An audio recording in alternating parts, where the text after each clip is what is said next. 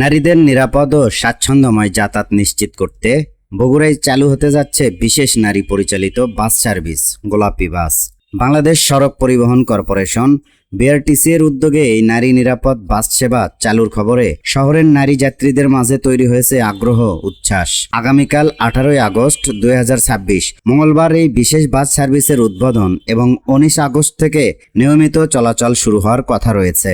প্রাথমিকভাবে শেরপুর থেকে মাটিডালি রোডে এই দুটি বাস চলাচল করবে।